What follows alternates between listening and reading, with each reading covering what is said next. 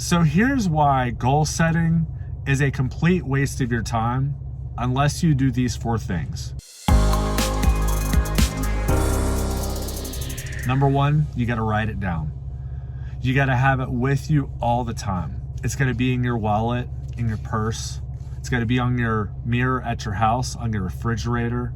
It's got to be on the front dash of your car. It's got to constantly be in a place to where you don't have to wonder, what are my goals? What are my goals really? It's got to always be there, because you're going to need that reminder when you're not having a good day, when you want to go back into your old ways that you used to do, whenever you fall into your old habits, having that reminder of, well, I can't do this specific habit because that's how I am where I am now. I want to get beyond where I am now, so I have to do something different. And that goal needs to be right there in their face. Number 2, it's got to be specific. The more specific, the better, because it's easier for the mind to conceive you being in that goal. For me, I think it has to be specific because it has to be something that whenever you close your eyes, that you're able to visualize yourself having achieved that goal and being in that situation. Whether it's a car, a house, whether it's an income, whether it's your credit score, whether it's your family, whether it's your health, I don't care what it is. It's not my job to tell you what your goals should be, and I don't think anybody else's job should be to tell you what your goals should be, right? But here's the thing. If you make it specific and you close your eyes and you can envision it, it is easier for your mind to say, okay, this is where we are needing to be. I can visualize myself in the situation. What do I have to do? Or what do I have to improve in myself to get me there? Where do I need to work harder? Where do I need to cut back? What do I need to do better at? What do I need to study more? Who do I need to get around? But if there's no specificity to it, then it's going to be hard for your mind and your body to be able to conceive how to get there. And another reason why it has to be specific is because it has to be measurable. It has to have a number attached to it, a time frame, a time window, so that it's just not some pie in the sky thing that you want to accomplish or place you want to get. And it's so important because so many people, whenever they set goals, they say, I want to make more money. Well, more money could be $1 more. What's that going to do for you? Or I want to lose some weight. Okay, how much weight do you want to lose? I want to get a better credit score. Okay, what does that look like? What is that number? You see, it has to be specific. Number 3, it's got to stretch you. Goals are not things that whenever you look at them that you're like, I got this, no problem. Goals should be something when you look at it, I think they should intimidate you a little bit. I think it should challenge you big time, because the only way that you grow is by challenging yourself. You do not grow by being comfortable. So whenever somebody says, no, set goals that are easily attained. No, thank you. Nope. I don't want something that's easily attained, because that means that anybody and everybody can do it. I don't want that. I want something that is going to really challenge me and push me, because that's how I'm going to get better. That's how I'm going to become a better person, right? So it's super important that you're constantly pushing yourself harder and harder and harder and growing. And what's really cool, guys, is that if you get to the point where you understand that we have so much capacity as a human being in the mind to grow and to develop, that literally you can achieve anything that you want to achieve if you really believe it and you put the effort into it. But you got to stretch. You got to put in the work.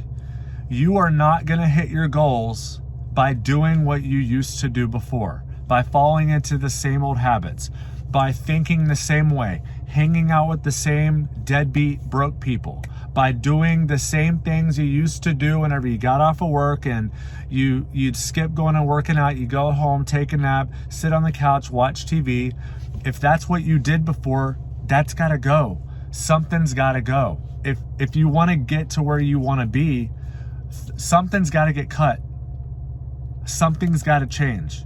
The only person that's going to change anything that's going to make a difference for you is you. If you are waiting for somebody to do it for you, you're waiting for that sign, you're waiting for that magical moment to pop up that says, now you can do it. Now you can make this change. Now it's going to have an effect. Now it's really going to make a difference. No, there is no magical time. It doesn't exist. If you are waiting for that, you will be waiting until you take your last breath. It's just like with goal setting. So many people wait until New Year's to change something. Like, oh, well, I'll change it in the new year. Why are you waiting? That's why I hate New Year's resolutions. I personally do not like them because so many people wait. Let's say it's November and they'll say, well, I'll start eating better for the new year. That'll be my New Year's resolution. No, do it now. Don't wait. Stop waiting. If you really want to get to a different level in life, you have to realize that you can make a change today. You can stop being a procrastinator today. You can stop being someone who puts in half-ass effort today. You can be a person that has a good work ethic today. Who cares if you had a bad work ethic yesterday? Who cares if you were lazy yesterday? Who cares if you were broke yesterday? Who cares if you're broke today? Guess what? Starting from the time that you set this phone down, this computer down, this laptop down, and you're done watching this video, guess what? You can decide to say, I am not a person with a piss poor work ethic anymore. I'm not a person with a bad work ethic. I'm not a person that's lazy anymore.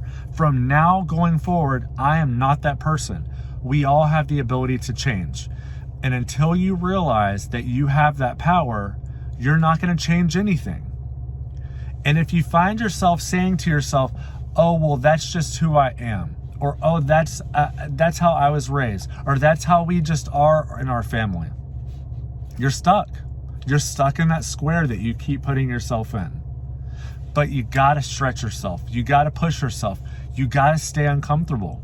You know, you never are going to get anywhere in life that is beyond where you are now without changing something and growing. Last but not least, this is huge. If you really want to set goals, stop calling them goals and start calling them commitments.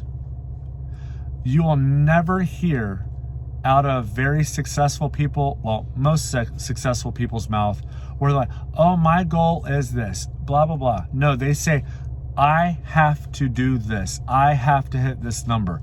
I have to hit this certain goalpost in my life. Anybody who gets where they want to go in life, in business, in their health, in their finances, they don't just have a nonchalant goal. Their goal is ingrained in them. It is who they are. It becomes a way of life. It's a way that they feel and speak. It's the way that they operate. A goal cannot be a goal. It's not a, oh, it would be nice if, oh, it would be really cool if. A goal in your mind has to go from being a goal to a commitment. Until it is a commitment, I don't have a choice.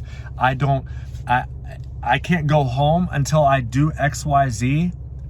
That's when it will change. That's when you will start seeing yourself hit goals, hit numbers that you've never hit before. See, you hear me saying goals, and I have to even correct myself. But for me, I don't like goals. I like commitments. So you want to get somewhere, you want to get beyond where you are today, stop setting goals, start making commitments, and hold yourself accountable, and you will find yourself way beyond where you ever thought you could be.